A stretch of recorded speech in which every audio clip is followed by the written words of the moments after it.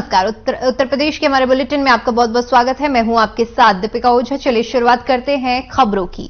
बिजनौर जिलाधिकारी उमेश मिश्रा ने कलेक्ट्रेट प्रांगण में समग्र शिक्षा कार्यक्रम के तत्वाधान सर्व शिक्षा अभियान के प्रति जन जागरूकता अभियान चलाया गया। सचिव सूचना निदेशालय से उपलब्ध प्रचार वाहन को हरी झंडी दिखाकर रवाना किया गया।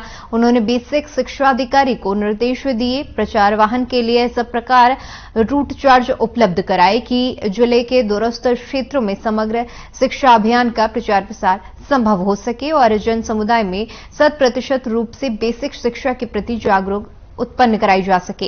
इस अवसर पर विकास अधिकारी पूर्ण बोरा, बेसिक शिक्षा अधिकारी जयकरण यादव, जिला समन्वयक समेत संबंधित अधिकारी मौजूद रहे। तो बता दें कि बिजनौर जिला अधिकारी ने कार्यक्रम का आयोजन किया और इस कार्यक्रम में बढ़ चढ़कर अधिकारी मौजूद रहे। कार्यक्रम का आयोजन बिजनौर में किया गया था, जहां पर इस कार्यक्रम का ये जो आयोजन हुआ है और इसमें जिलाधिकारी समेत बहुत से अधिकारी इस कार्यक्रम में मौजूद रहे। तो बिजनौर की खबर हम आपसे साझा कर रहे हैं, जहां पर जिलाधिकारी ने एक कार्यक्रम का आयोजन किया। इस दौरान इस कार्यक्रम में बढ़ चढ़कर हिस्सा लिया और साथ ही साथ बताते चलें कि कई अधिकारी भी मौजूद रहे। चलिए रुक करते हैं अगली खबर का। बताते चले कि केंद्रीय वित्त मंत्री निर्मला सीतारमण ने कल देश का बजट पेश किया। बजट को लेकर उत्तर प्रदेश के मुख्यमंत्री योगी आदित्यनाथ ने अपनी प्रतिक्रिया दी है। क्या कुछ कहा सीएम ने, आइए आपको सुनाते हैं। देश की संसद में आज प्रस्तुत हुआ आम बजट नए भारत की समृद्धि का एक नया संकल्प है, अंत्योदय का विजन है। 130 करोड़ भारतवासियों की सेवा का लक्ष्य भी है। वर्तमान केंद्रीय बजट गांव, गरीब, किसान, नौजवान और महिलाएं समेत समाज के हर वर्ग की आशाओं और भारत जैसे दुनिया के सबसे बड़े लोकतंत्र की समग्र उत्थान की अपेक्षाओं की पूर्ति करने वाला है। निसंदेह यह बजट भारत को आर्थिक महाशक्ति बनाने की दिशा में मील का पत्थर साबित होगा। आजादी के अमृत काल में प्रस्तुत विकसित भारत के संकल्प को पूर्ण करते हुए सर्वसमावेशी और लोक कल्याणकारी केंद्रीय बजट 2023-24 का मैं स्वागत करता हूं। आदरणीय प्रधानमंत्री जी और माननीय केंद्रीय वित्त मंत्री जी का मैं हृदय से अभिनंदन करता हूं। उधर बुलंदशहर के औरंगाबाद थाना क्षेत्र में बीते दिनों महिला चंद्रवती की हत्या का बुधवार को पुलिस ने खुलासा कर दिया है। प्रेमी और पति ने ही मिलकर चंद्रवती की हत्या की थी। आरोपियों की निशानदेही पर पुलिस ने अवैध तमंचा भी बरामद कर लिया है। साथ ही दोनों आरोपियों को न्यायिक हिरासत में जेल भेज दिया गया है। एसपी सिटी सुरेंद्र नाथ तिवारी ने बताया कि बीती 27 जनवरी को औरंगाबाद के गांव बादशाहपुर तालाब निवासी विजेंद्र ने सूचना दी थी कि उसकी पत्नी चंद्रवती बीते 21 जनवरी को गांव के ही शिक्षा मित्र अजीत भाटी से अपने 1,47,000 रुपए और जेवरात लेने गई थी, जो वापस नहीं आई। उसका शव 26 जनवरी को दयाराम निवासी पौथ के एक के खेत में मिला था। फिलहाल पुलिस ने आरोपियों को गिरफ्तार करके आगे की कार्रवाई शुरू कर दी है।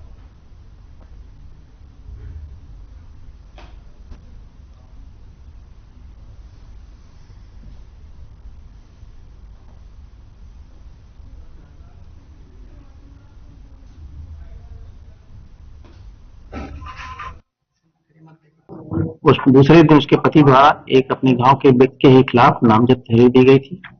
उस व्यक्ति को भी लाकर के उससे पूछताछ की गई थी, लेकिन जब पुलिस ने छानबीन की तो पता लगा कि उस व्यक्ति के संबंध किसी और व्यक्ति, उस महिला के संबंध किसी और व्यक्ति से थे।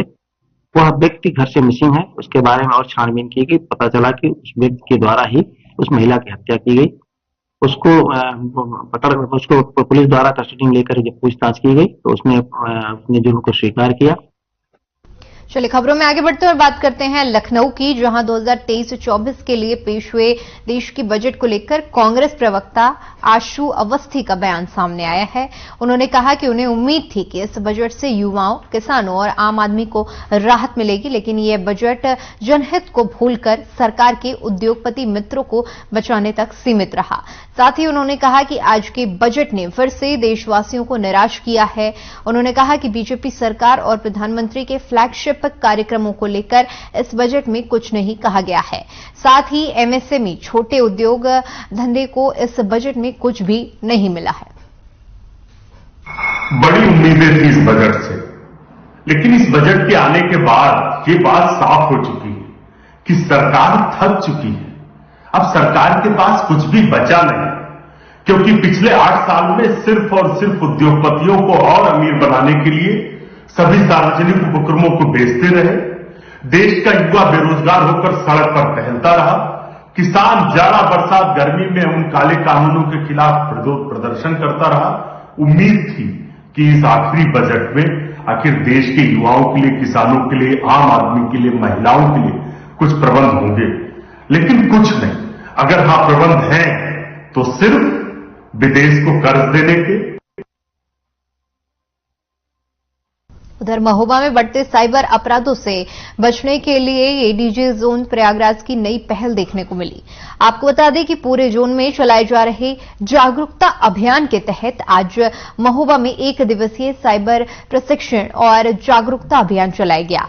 ये कार्यक्रम वीरभूमि डिग्री कॉलेज में आयोजित हुआ। इस कार्यक्रम में दिल्ली से आए साइबर सिक्योरिटी एक्सपर्ट डॉक्टर रक्षित टंडन की ओर से साइबर अपराधों से बचाव और कानूनों की जानकारी लोगों को दी गई।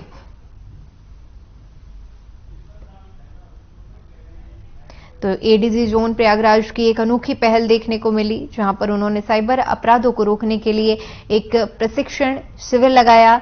इस दौरान साइबर सिक्योरिटी एक्सपर्ट जो कि दिल्ली से पहुंचे थे, डॉक्टर रक्षित टंडन, उन्होंने लोगों को साइबर सिक्योरिटी के बारे में जानकारी दी और साथ ही साथ साइबर थ्रेट से कैसे बचा जाए इसके बारे में भी जानकारी दी गई है।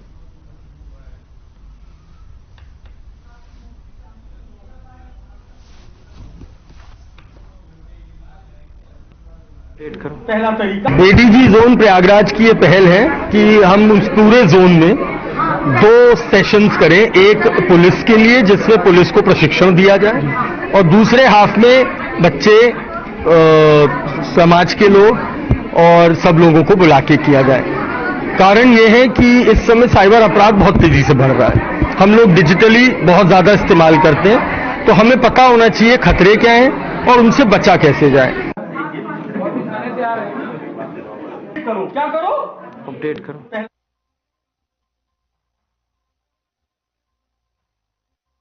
महोबा टूरिज्म को बढ़ावा देने के लिए UP nature and bird festival की मेजबानी कर रहा है।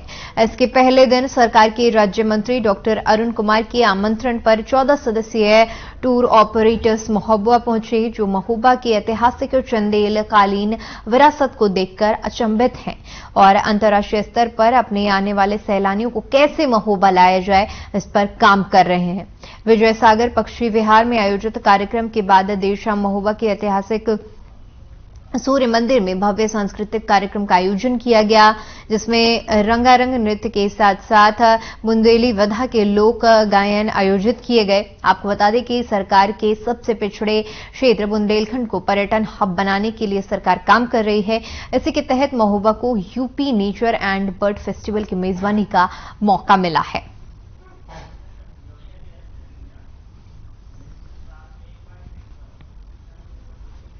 तो महोबा के लिए एक अच्छी खबर सामने आई है, जहां पर UP nature and bird festival की मेजबानी का मौका इस बार महोबा को मिला है, जिसके लिए 14 सदस्यीय टूर ऑपरेटर्स महोबा पहुंचे और इस दौरान रंगारंग कार्यक्रम और मंदिर को देखकर जो टीम पहुंची थी वो अचंभित रह गई।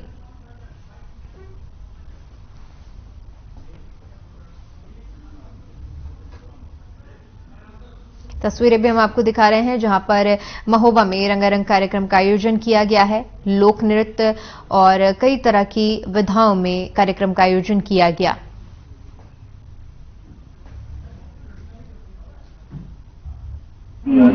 इतना समय हमने यहाँ बिताया है, हमें बहुत ही आश्चर्य हुआ है कि इतनी अच्छी जगह है और जो इतनी अंडर डेवलप्ड है और अनएक्सप्लोर्ड है।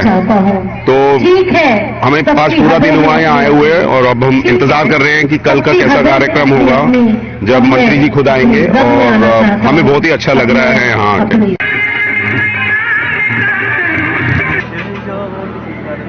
बहुत ही शानदार, और मैं उम्र में बड़ी दिखती हूँ तो वो अपनी पीड़ा लोग।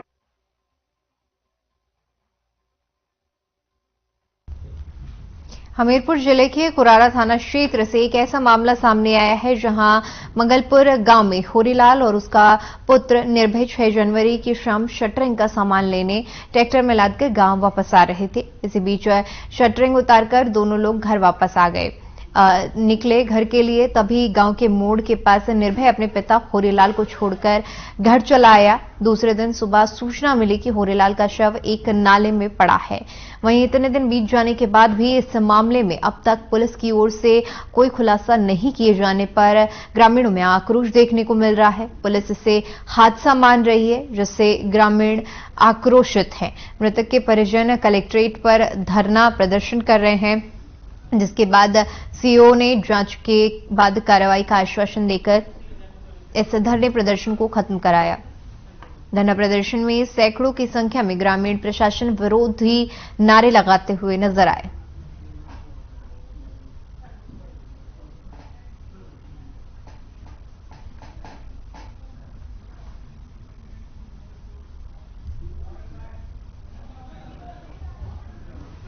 काम करके वापस आए, जगनपुर के पास 2 लोग मिले। एक का नाम था कल्लू यादव, सिवनी का था, एक जगनपुर का था बलवीर यादव। इन लोगों के पास हमारे पापा वहीं पर रुक गए। हमसे पापा ने कहा बेटा तुम जाओ, घर का काम नहीं करना। हम घर चले आए। जब रात वो 5 बजे के आसपास हमने पापा को सुना था। जब रात 10 बजे तक इंतजार किया, नहीं आए। हमने पता किया, नहीं पता चला। जब सुबह हमें पता चला कि नाली सिवनी में नाली में पटरी के नीचे बॉडी पड़ी है। पोस्टमार्टम में दिखाया गया कि आत्महत्या की जाएगी। तो इतनी सी नाली में, इतनी गहरी नाली में कोई मर जाएगा डूब के। हमें न्याय चाहिए, नहीं हम यहाँ से जाएंगे नहीं। इस तरह घटना महिला तड़प रही है, जो हम लोग खुद देख रहे हैं। क्यों जी बार बार घटना सामने आ रही है? क्यों नहीं इनमें दोषियों को फांसी और सजा सुनाई जा रही है? क्यों जी घटना बार बार आ रही है सामने? पुलिस एक्शन नहीं ले रही है। क्या इसकी वजह है सरकार की? क्यों पुलिस एक्शन नहीं ले रही है? आज गरीब पीड़ित परिवार, उसके पत्नी के दिल से पूछो क्या बीत रही है, कि उनके बच्चे के दिल से पूछो।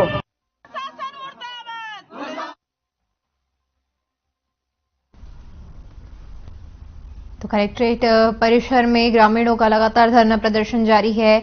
बता दें कि हत्या को हादसा बताने को लेकर ग्रामीणों में आक्रोश देखने को मिल रहा है और लगातार कलेक्ट्रेट परिसर के बाहर ग्रामीण और परिजन हत्या की वजह से धरना प्रदर्शन कर रहे थे, जिसको सीओ सिटी ने परिजनों को जांच के बाद पूरी कार्रवाई करने के आश्वासन देने पर इस धरने प्रदर्शन को खत्म कराया है।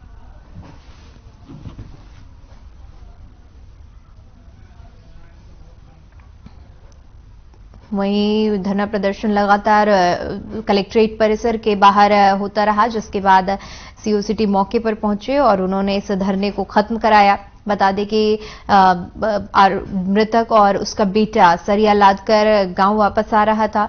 इसी बीच बेटा अपने घर चला गया और जो उसके पिता थे वो रास्ते में बीच में ही उतर गए थे और अगले दिन उनका शव बरामद हुआ, जिसके बाद पुलिस की तरफ से कहा गया कि ये एक हादसा है, तो वहीं परिजनों को कहना है कि ये हादसा नहीं हत्या है। अब इस मामले में परिजनों ने न्याय की मांग लगाते हुए कलेक्ट्रेट परिसर के बाहर धरना प्रदर्शन शुरू कर दिया है, लेकिन सीओ सिटी ने मौके पर पहुंच के इस पूरे प्रदर्शन को खत्म कराया। जांच के बाद कार्रवाई करने के आश्वासन परिजनों और ग्रामीणों को दिए गए हैं, जिससे समझकर फिर ग्रामीणों ने और परिजनों ने इस प्रदर्शन को खत्म किया।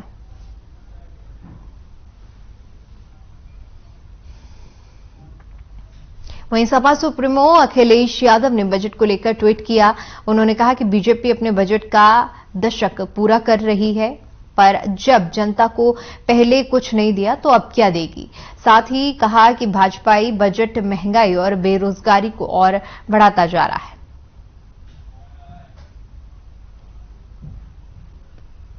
तो सपा मुखिया अखिलेश यादव ने बजट को लेकर ट्वीट किया। उन्होंने कहा कि भाजपाई बजट महंगाई और बेरोजगारी को बढ़ाता जा रहा है। किसान, मजदूर, युवा, महिला, नौकरी पेशा, व्यापारी वर्ग में इससे आशा नहीं है, क्योंकि ये चंदा बड़े लोगों को ही लाभ पहुंचाने के लिए बनाया गया है।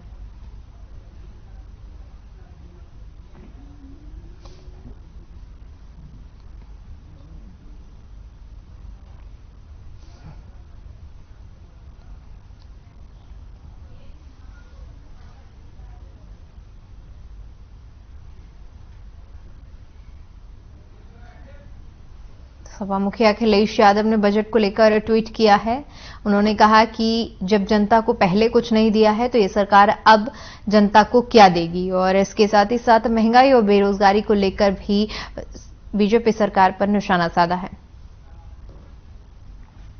उधर अगली खबर सिद्धार्थनगर से है, जहां सांसद खेल महाकुंभ का समापन हुआ, जहां सीएम योगी समापन कार्यक्रम में उन्होंने हिस्सा लिया। इस दौरान उन्होंने कहा कि यह जनपद 1988 में बना, लेकिन विकास की राह में बहुत पीछे छूट गया। इसके साथ ही उन्होंने कहा कि मुझे प्रसन्नता है कि UP 1 district 1 product 1 medical college बनाने का काम शुरू हो गया है।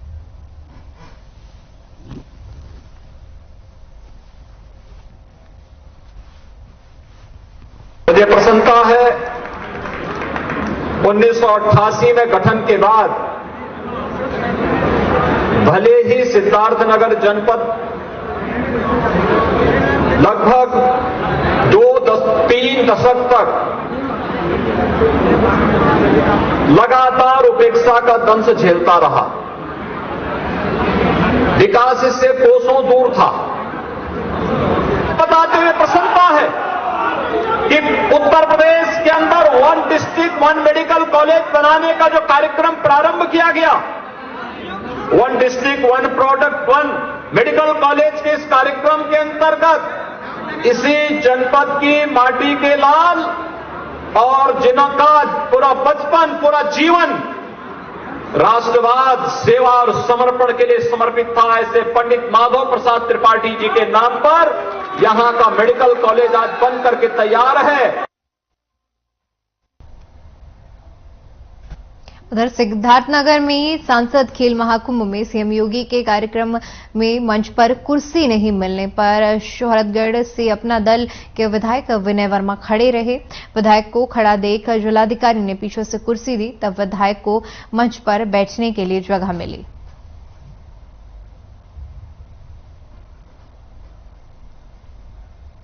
विधायक विनय वर्मा को कुर्सी नहीं मिली, जिसके बाद कार्यक्रम मंच में सीएम योगी के साथ वो मौजूद थे, लेकिन इस दौरान उन्हें कुर्सी न मिलने की वजह से वो मंच पर ही खड़े रहे। इस दौरान जिलाधिकारी ने उन्हें कुर्सी दी, जिसके बाद वो कुर्सी पर बैठे। तस्वीरें भी हम आपको दिखा रहे हैं, जहां पर सीएम योगी के साथ विधायक मंच साझा कर रहे थे, लेकिन कुर्सी की व्यवस्था न होने की वजह से वो मंच पर ही खड़े रहे। लेकिन जिलाधिकारी ने जैसे ही देखा कि विधायक के पास कुर्सी नहीं है, तो उन्होंने पीछे से कुर्सी विधायक को दी।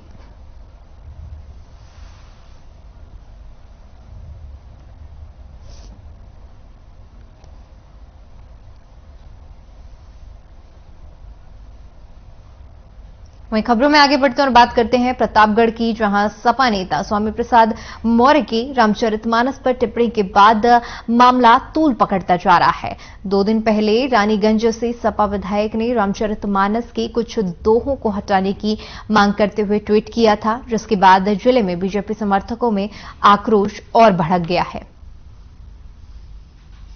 नगर कोतवाली में एक मुकदमा पंजीकृत हुआ दिनांक 31 को, जिसके क्रम में सामाजिक सौहार्दता और एवं धार्मिक ठेस पहुंचाने के क्रम में मुकदमा पंजीकृत गया है, जिसमें विधायक रानीगंज एवं एमएलसी स्वामी प्रसाद मौर्य इनके खिलाफ लिया गया एवं कुछ अन्य व्यक्तियों के खिलाफ मुकदमा पंजीकृत कर विधिक कार्रवाई की जा रही है। वहां पर कुछ अशांति भंग की सूचना प्राप्त होने पर स्थानीय पुलिस फोर्स द्वारा तुरंत रिस्पॉन्ड करके शांति व्यवस्था बरकरार। अंबेडकर नगर के बसखारी थाना क्षेत्र के गांव भोजपुर में 21 जनवरी को गांव के ही युवकों ने एक युवक पर घर में घुसकर कुल्हाड़ी से हमला कर दिया था। घायल युवक को इलाज के लिए अस्पताल में भर्ती कराया गया था, जहां इलाज के दौरान उसकी मौत हो गई। परिजनों ने मामले में 3 लोगों के खिलाफ शिकायत दर्ज कराई थी, जिसमें 2 लोगों को गिरफ्तार कर लिया गया है, तो वहीं एक की तलाश अभी भी जारी है। वहीं युवक की मौत के बाद अब परिजनों ने शव को सड़क पर रखकर प्रदर्शन किया। साथ ही वर्तमान ग्राम पंचायत प्रधान इंद्रेश को भी हत्या मामले में नामजद करते हुए तत्काल गिरफ्तारी की मांग की है। मामले में जिलाधिकारी के समझाने के बाद से ही लोग शव के अंतिम संस्कार के लिए तैयार हुए।